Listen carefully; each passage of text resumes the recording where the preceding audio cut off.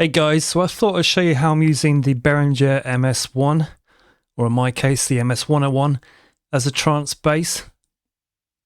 Here's the Behringer MS-1. I've got an MS-101 because I think I picked up one of the first editions in the UK available. I don't know if it's worth anything more now, but anyway, it's basically a clone of the classic Roland SH-101. And I thought I'd show you how I'm using that today as a trance bass. Okay, so let's create the sound first. Okay, so currently I've got a sawtooth wave on the MS-1 or 101.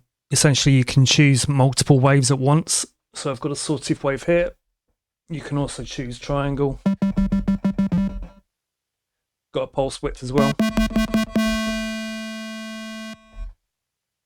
And a sub bass or sub oscillator. I'll show you that in a minute. Okay, so let's pick a sawtooth wave. And bring up the sub. You can actually change how the sub oscillator comes in, if you can change it. So you can choose if it's going to be 1 octave below or 2 octaves. I've just gone for 1 octave below. That sounds pretty fat. Okay, now we need to adjust the filter envelope. So I'm going to bring down the cutoff frequency right down to 0. Now bring up the envelope amount to full. Okay, now it gives us a nice punchy bass. It's got quite a fast envelope. You can see the envelope I'm using, so no attack, tiny bit of decay, a little bit sustained because I think that gives it a bit of extra weight, and no release. So if I bring the decay and sustain up, you'll be able to hear the difference. I just bring that down.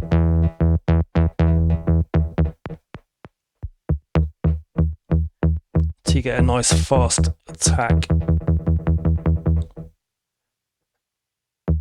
So just bring that down to taste. A little bit sustain.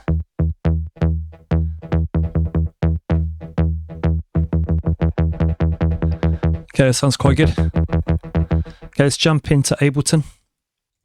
I've got the external instrument set up, so that's how I'm connecting to the Behringer MS-101. So MIDI is just via USB to itself. Just using channel 1. And then that's the audio coming through.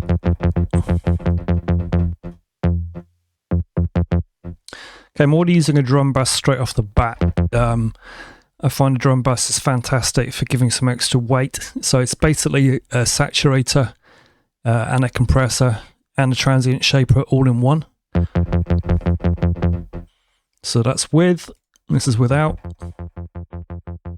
You can see what a massive difference that makes. Okay, let's turn that back on. And the pattern we've got in the piano roll,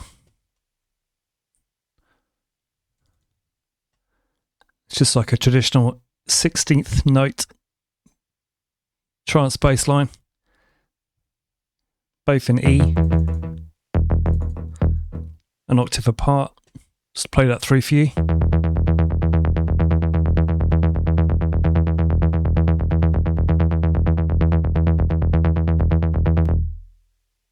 So let's look at adding some effects. First thing I'm going to add is some delay. And I've got that set to 3/16 notes or 8th dotted. And that'll really give it some extra groove. So I'm going to start playing without delay, then bring it in. You'll hear the difference.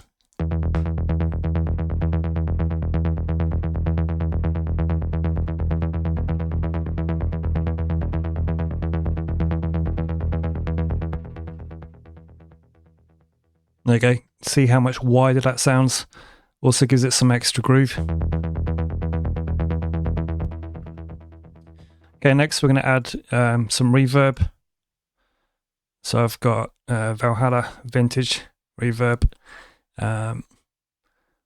What I've actually done this time around is actually calculated the reverb decay based on the BPM. So current BPM is 130 beats per minute. I used a free calculator, and that came back with a pre-delay of 57 milliseconds and a decay of 3.63 seconds. Also, I've taken out some of the low end on the reverb to stop the muddiness, so I've cut that around 600 hertz on the low end. So let's bring it again, it's played through without reverb, and then I'll bring it in. You can hear the difference.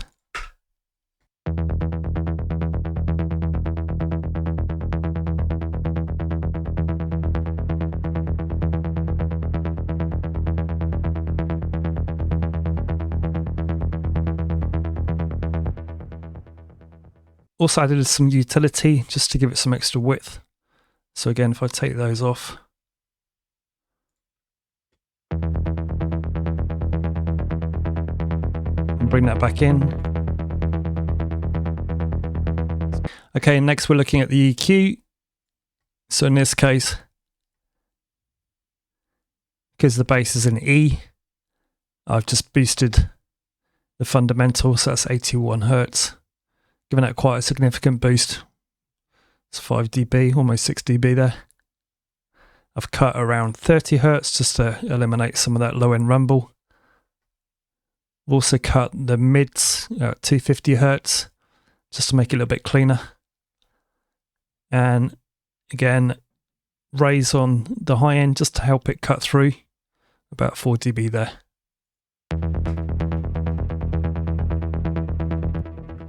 If I turn the EQ off and back on, it goes without, and now with on.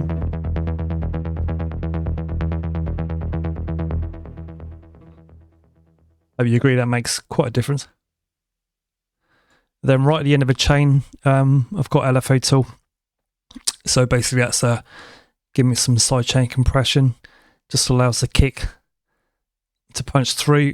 Obviously the kick and the bass are always conflicting with each other, so it just gives it some extra room. Okay, now we can hear those together, so let's bring the kick in and the bass.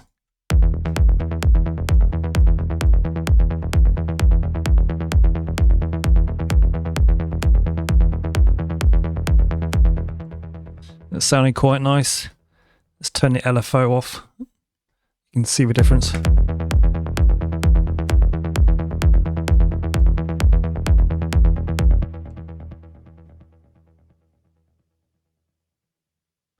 And now back on again.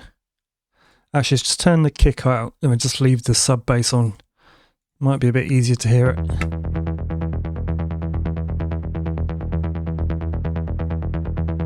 So that's without. And that's with. You should be able to hear that ducking.